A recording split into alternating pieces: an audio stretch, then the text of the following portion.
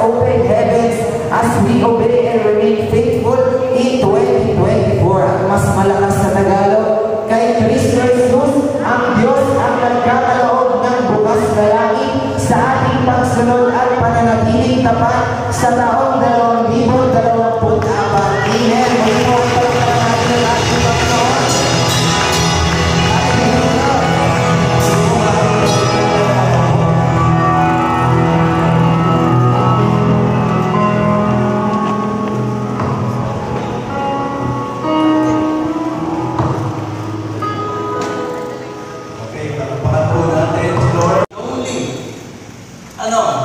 Nilalagyan niya ng pamilya. O kita niyo, ayaw talaga ng Diyos na ikaw ay makaramdam. Kasi ang tao, nilikha tayo na meron tayong need. And one of the need, isa mo sa pangangailangan ng tao, yung makadama siya ng pagmamahal. At makapagbigay din siya ng pagmamahal. No? Tawag ba doon? Give and take. Kaya kapag ka itong basic need na ito ng tao, hindi natugunan. Dapat mahalin siya ng tatay, ng nanay, ng mga kapatid. Eh wala na, masaktan. O kaya siya naman, mamahalin niya yung tatay niya, wala, kahit anong ganyan. Hindi rin makamdaman ng mga member ng family. Why? Kasi wasak. Hindi na niya. At kapag yan, baka kailangan na yan, ay hindi natugunan, ano ang tendency ng tao? Magkakaroon ka ng question sa isip mo, matanungan, buhay ba ang Diyos? Sana, nung isinilang ako, pinatay na lang ako ng nanay ko.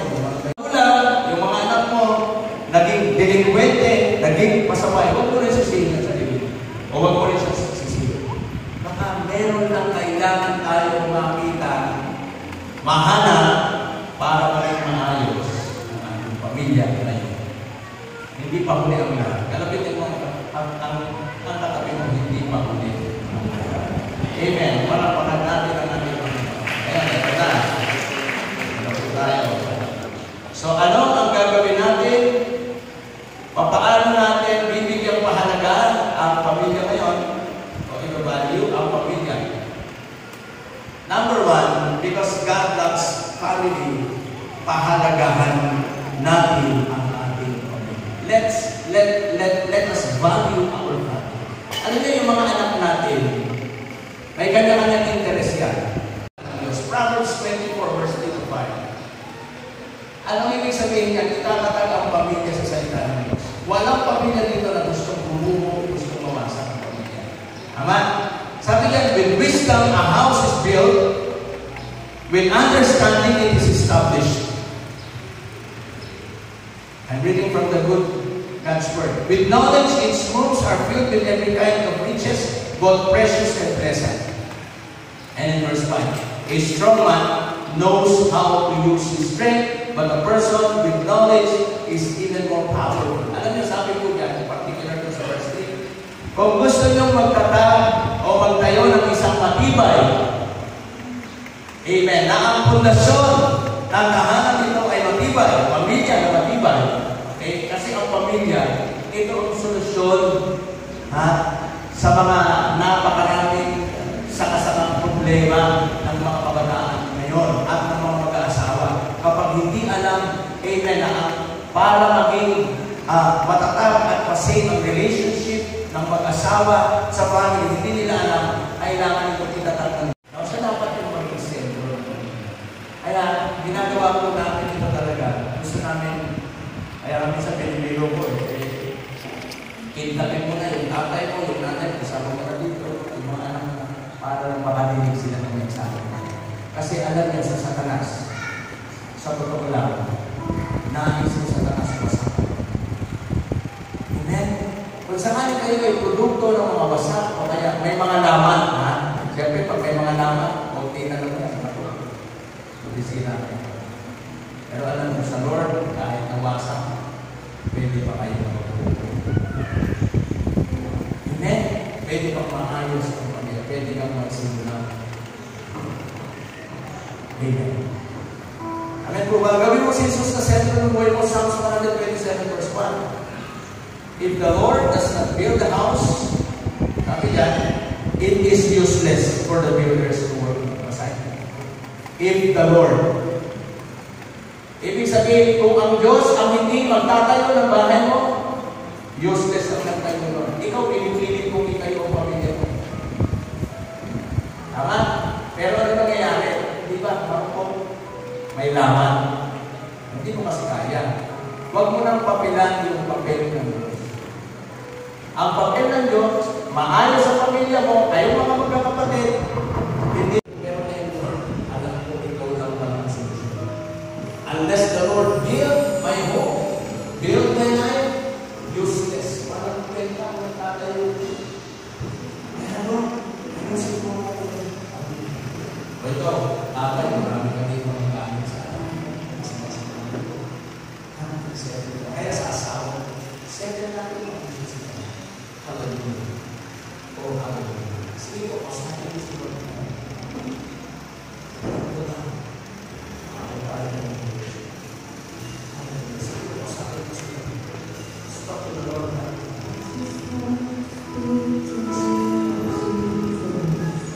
Sige po. Talk to God. Sisetyo na natin ang pananatin. Yung mga undissolved na conflicts, bakit ka nagre-rebelde? Bakit ka lumalayo sa magulang?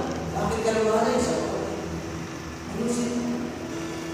Kaya meron mong Panginoon. Ayaw niya kasi na natulog ka nila.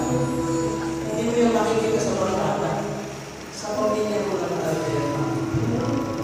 Kaya kung pamilya mo, medyo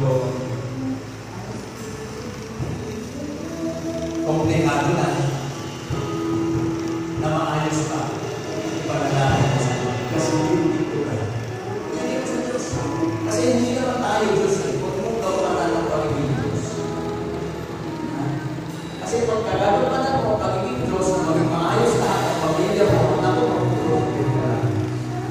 Ang Diyos, siya ang magtulong ng mga barangay na hindi na kaya tulungan ng magulang. Pero yung response mo dapat, mahal mo kayo sila. At hindi sasamaan mo sa kanila. Hindi mo pa rin. Dahil yan ang utos ng Diyos. Mahalin ang tao. Mga conflict, mga sama na loob, na naroon, dala-dala nila ngayon. Ito ay aming pinapakawalan. Ito ay aming hinuhubol ngayon sa pangalan ng Jesus. Pwede bang sabihin ninyo yung tao na yan na pinapatawag ninyo, yung mga tao na masakit sa inyo? Pwede bang self-confess? Sabihin ko, Lord, pinapatawag ko po sa amin po sa iyo. Sabihin nyo, as a sign of release, sabihin nyo po, na kaya nyo nakapagbigay sa inyo ng matinding sugat. Kaya ang buhay nyo, nagiging ganyan kayo ngayon, pinipilit nyo kayo sa pero hindi. Ang kailangan mo si Jesus, kailan tuloy mo yan. At pag-uwi nyo ng bahay, kung kayo pa yun, tama na yan. Yan akin mo, sabihin mo, sorry, mahal kita. Amen. Magkakaroon ka ng understanding ngayon. Mare-resolve na ng issue. Alam nyo, pagka nagpapatawad ka, hindi yung tao na yun ang pinapalayo mo. Ikaw. Kasi ikaw ang nakakulong, ikaw ang nagdadala. Yung mga tao na napasakit sa'yo, no, hindi naman nila inikuli, magandang buhay nila, pero ikaw ang nagdadala, ikaw ang nagsasuffer. Release mo yan. Hindi. I see Jesus.